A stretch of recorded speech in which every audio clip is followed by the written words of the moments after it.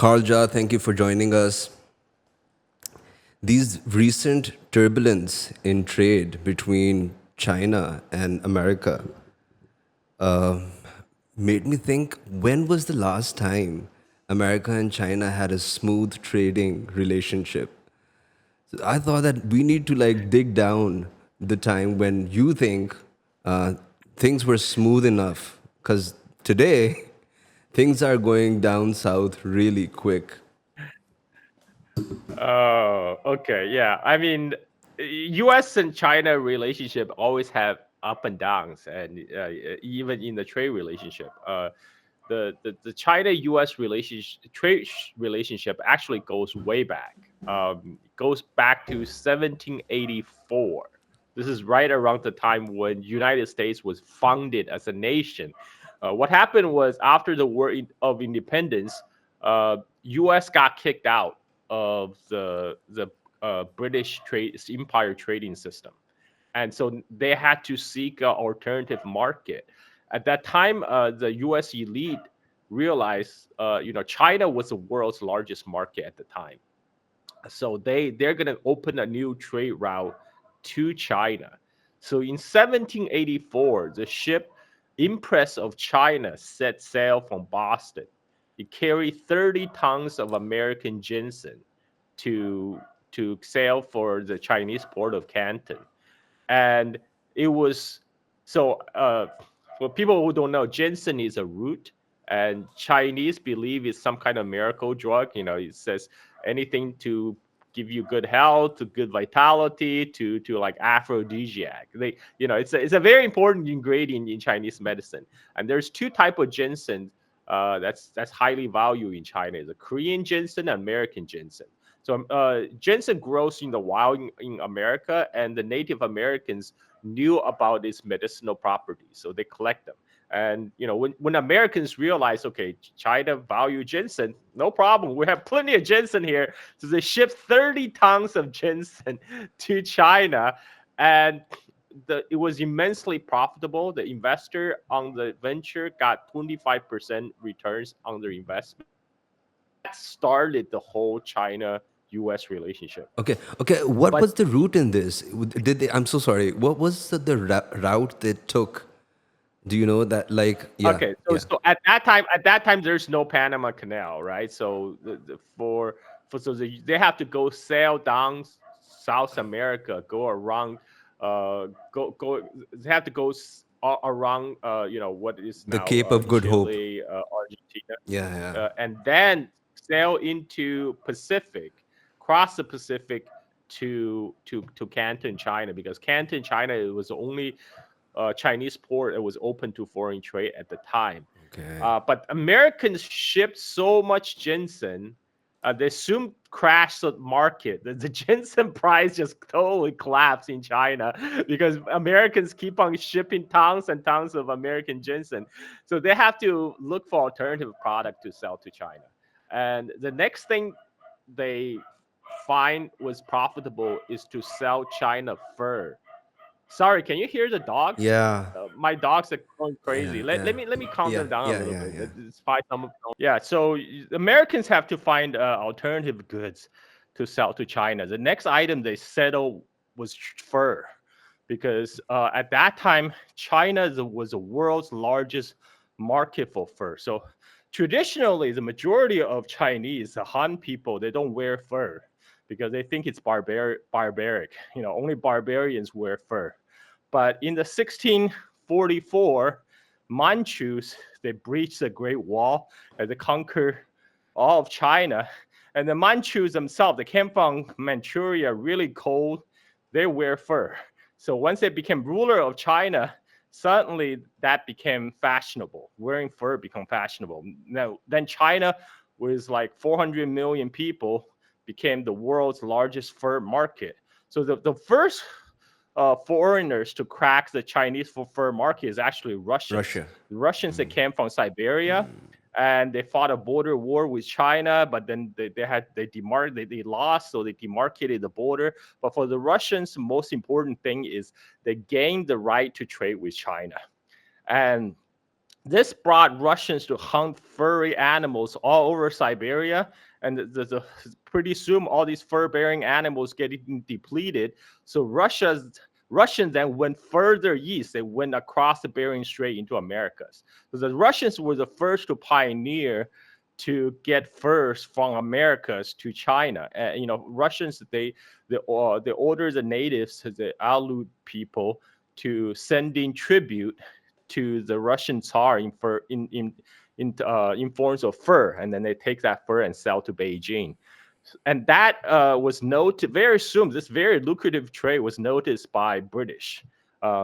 British they during when the Captain Cook was sailing around the world, they sailed to the what is present day Northwest, Pacific Northwest, which we including British Columbia on the west Canadian coast, and also like area like Oregon in Northwest United States.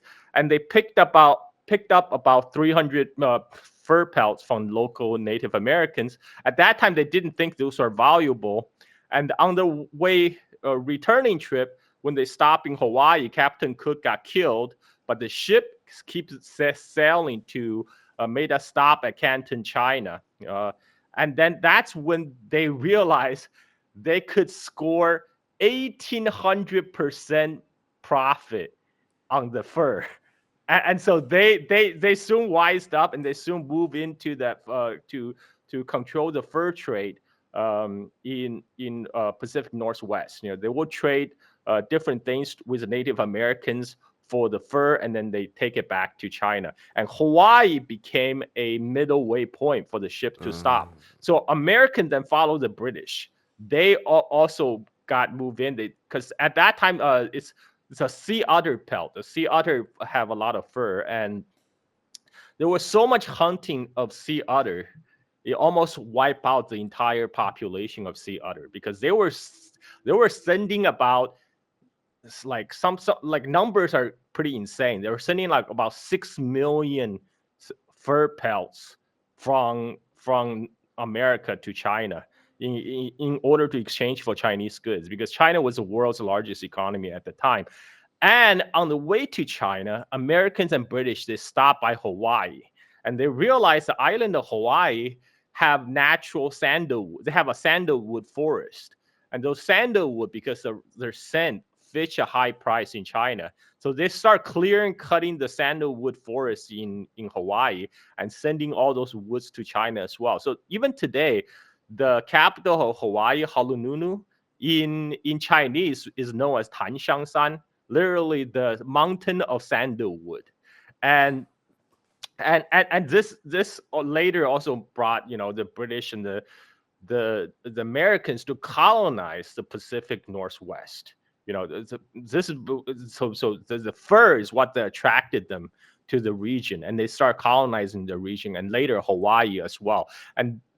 But when they wipe out the sea otter population, they have to move on to the next target. So the next thing was fur seals, and that was in South America, in like Argentina, Chile, and they went to places like Tasmania, New Zealand. So Europeans knew Tasmania and New Zealand existed before, but they kind of didn't bother with it because they feel like there's no profit. And once they realized, oh crap, we can make tons of money to get furs from those places, that brought the British colonization and settlement in places like Tasmania and New Zealand. And so this is all because of China trade, because China was the world's largest market. But very soon, after they depleted all the sea otter population, the fur seal population, they just pretty much wipe out the sandalwood forest in Hawaii. They had to find something else to trade, and that's when they discovered opium. And the British, this is a well-known story about Opium War. The British, they started they made the Indian farmers to plant opium instead of stable food crops, and they collect them as taxes. And British form a whole monopoly around opium growing in India. And so British dominated the opium trade, but Americans also play a part. This is a part very few people realize. British dominated about 85% of the opium smuggling into China. Americans have 15% of the market.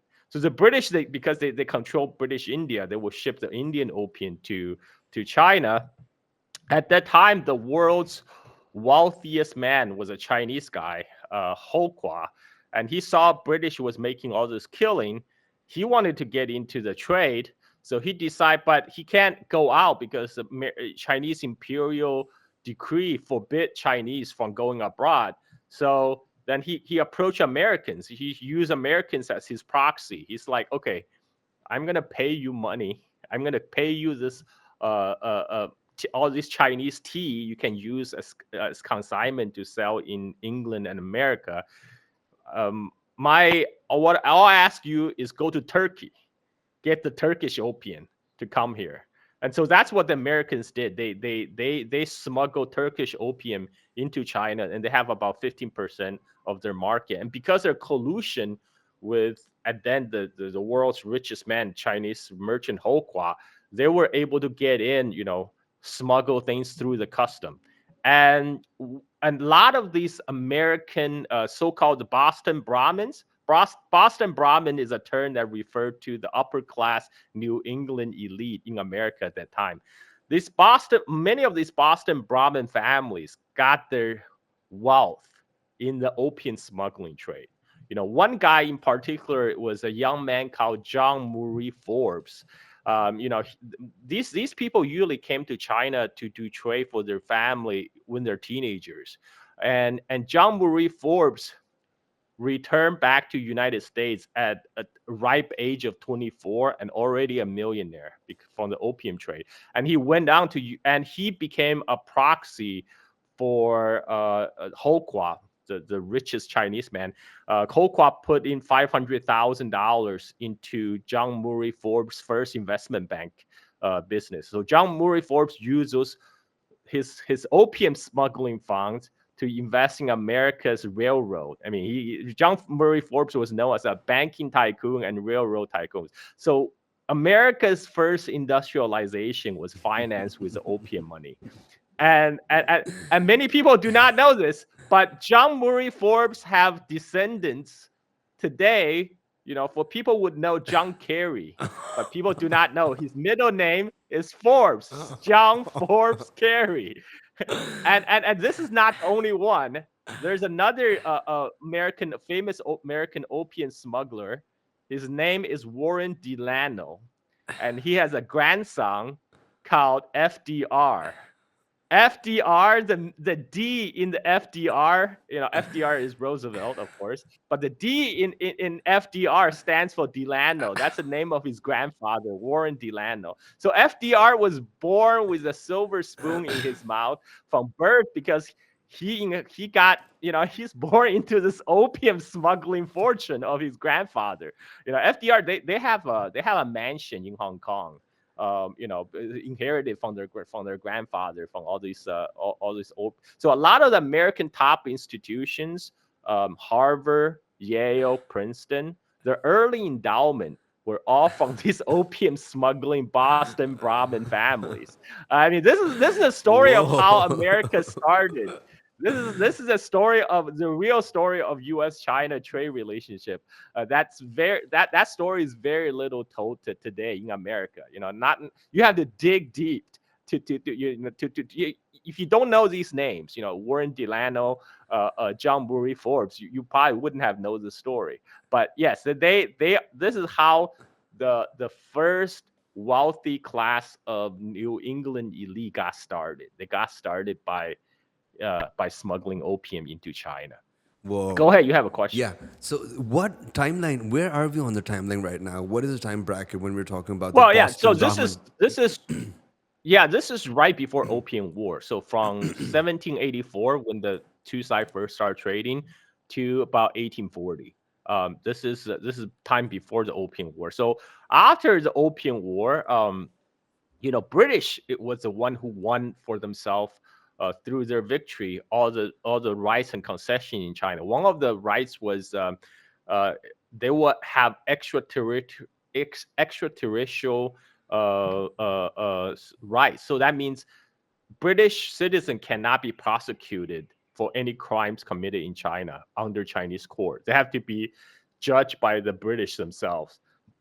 And then China had to set up certain cities like Shanghai. They have to they not only they give ceded the island of Hong Kong to Britain, but they have to open the ports in Shanghai, and several other ports open to British, and they had where the British were allowed to have their own settlement.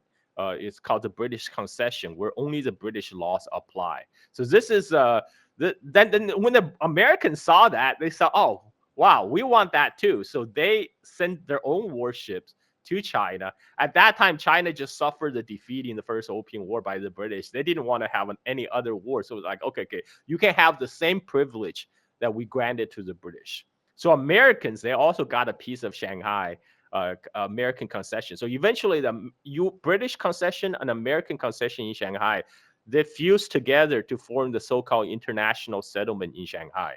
French, they will have their own French concession. There's also a French concession in Shanghai. So all in this like European enclaves on Chinese port cities, only Europeans laws apply. And, it's the Chinese that will have to ask permission to enter these areas. There was a famous people who are, Bruce Lee fans. You may have remember a Bruce Lee movie. Famously, he went to a park in Shanghai. There was a sign says no dogs and Chinese allowed, and Bruce Lee got pissed and he kicked the sign with a kick. So this is actually people did a research. So this is actually true. They did not put a sign, but there's a regulation says the park is only reserved for Europeans and no dogs. So yeah, basically no Chinese and dogs are allowed. And so that was a condition China was living under. And then in 19 in 1900s, there was a Boxer rebellion in China because the Chinese were fed up with all the foreigners coming in, because not only they brought in opium, they also brought in missionaries, Christian missionaries. That was one of the conditions that the European power imposed on China, that they have China have to accept Christian missionaries. So the Christian missionaries were built churches all over China. And now by 1900s, the Chinese were fed up with all these Christian missionary activities in China. So this background of Boxer rebellion. They rise up. They want to kick out all these foreign missionaries, all these foreigners, and that led to the so-called Eight Nation Alliance expedition against China. So the Eight Nation was Britain, France, Germany, Italy, Russia, U.S, Japan, Austria-Hungary. Yeah, that's 8. So 8 nations, they send troops to this time Americans, they send in the American Marines. They sacked Beijing. The Chinese imperial government fled. So they captured Beijing. You can still find pictures of these foreign troops marching into the Forbidden City in 1900s. This is what Chinese would call the century of humiliation. And Americans play a part in that. But it's not just that simple, because one of the things U.S. during all this time, U.S. was also moving west, colonizing the western half of the United States, and they captured they got California, the coast of California, from their war against Mexico.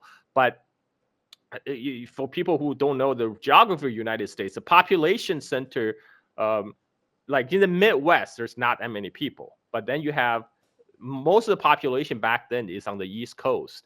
So to get to the California, you either have to take this very dangerous long trek through the American West, or you take a ship that goes all the way around the Americas to go to California. So that's when they decide to build a cross-continental railroad. And guess what? There's not enough people. There's not enough Europeans, workers in California to build a railroad. So that's when the Americans, all these railroad barons, they decided, what? We can ship the workers from China.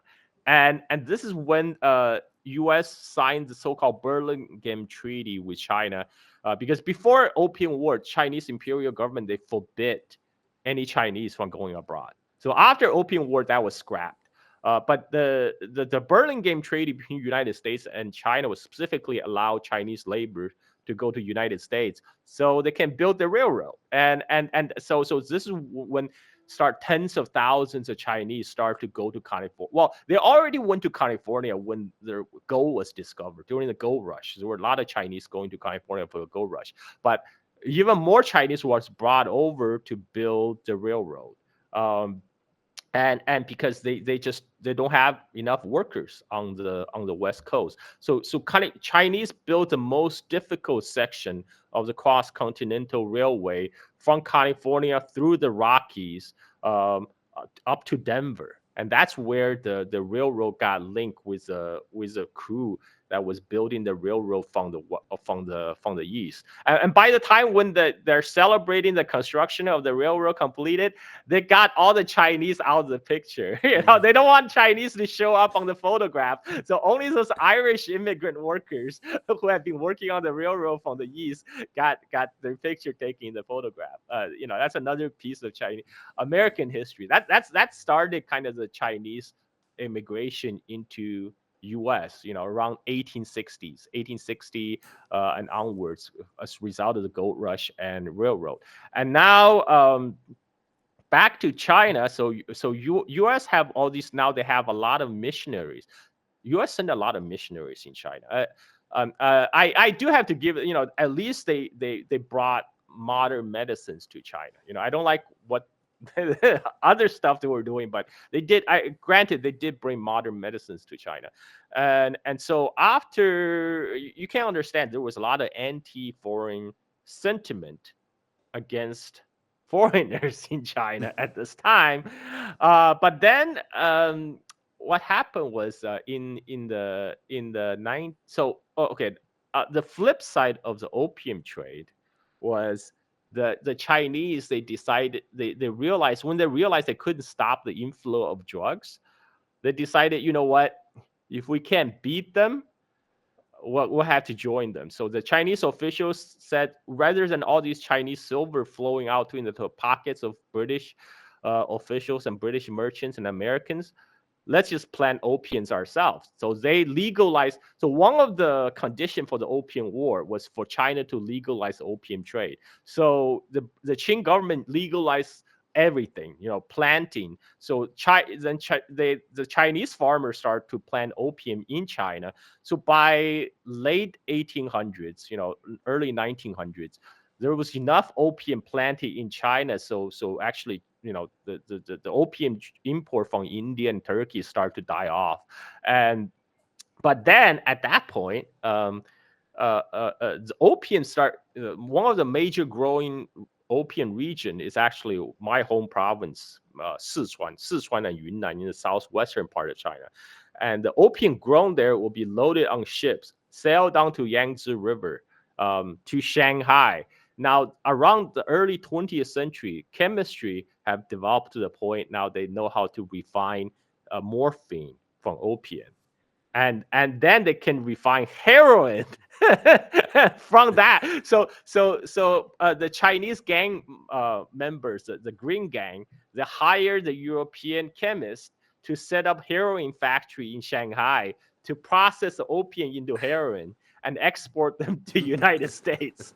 This is another aspect of U.S. China trade, and then but during the World War II happened. So that trade, that drug flow was actually interrupted because the Japanese, they wanted the opium trade for themselves. They want to seize so Japan also used the opium trade to finance their own wars against China. And no more opium was going to America. So American addict had like a few years to go cold turkey, and then like that's when the perception of Europeans actually started to improve after the Japanese invasion. Because oh my God, the Europeans, Americans were bad, but the Japanese were like 100 times worse. And during World War II, Britain and and United States were allies of China. So that's when the image of Americans actually start improving drastically during World War II.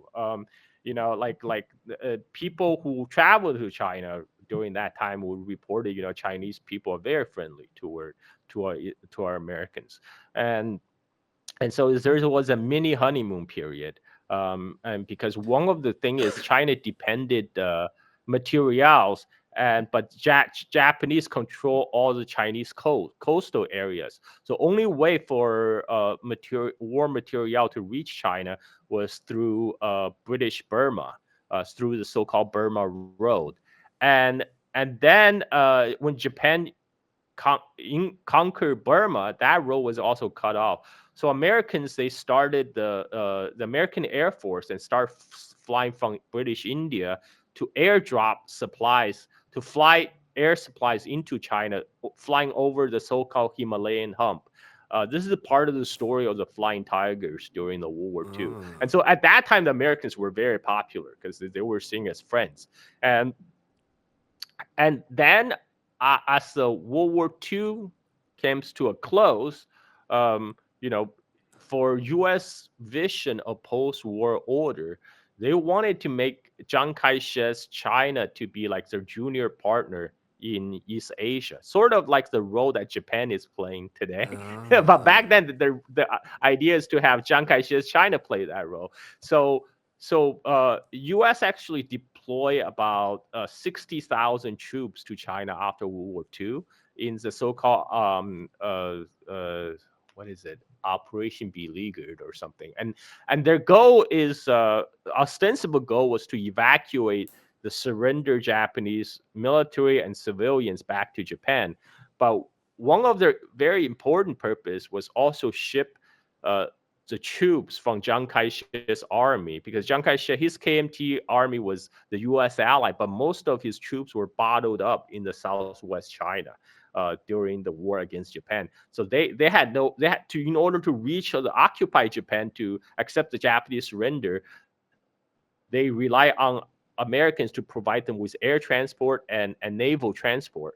And another problem is a lot of this the communists has already set up bases in the Japanese occupied area, especially countryside. The communists control a lot of the countryside in the occupied areas, but the Japanese were only like holed up in the big cities. So both the communists and the KMT, the Chiang Kai-shek's army, try to have a race to those big cities to accept Japanese surrender. So this is where Americans, they provided air power and their warships to transport Chiang Kai-shek's troops to those cities, to like especially big cities like Beijing, Tianjin. They didn't want those to fall into the communist hands.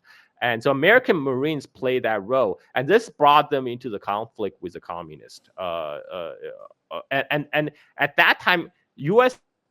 Navy also headquarters to Qingdao, China. So the headquarters of U.S. 7th Fleet in 1946 was in Qingdao, China. And they have a vested interest to they actually U.S. Navy actually petitioned the U.S. government to enter the Chinese Civil War on behalf of Chiang Kai-shek, just so they can keep their naval base secure in China. But that didn't happen, so they had to get the hell out first to the Philippines and then later to Japan. So now the headquarters in Japan, but before it was in Seventh Fleet headquarters was in China. Uh,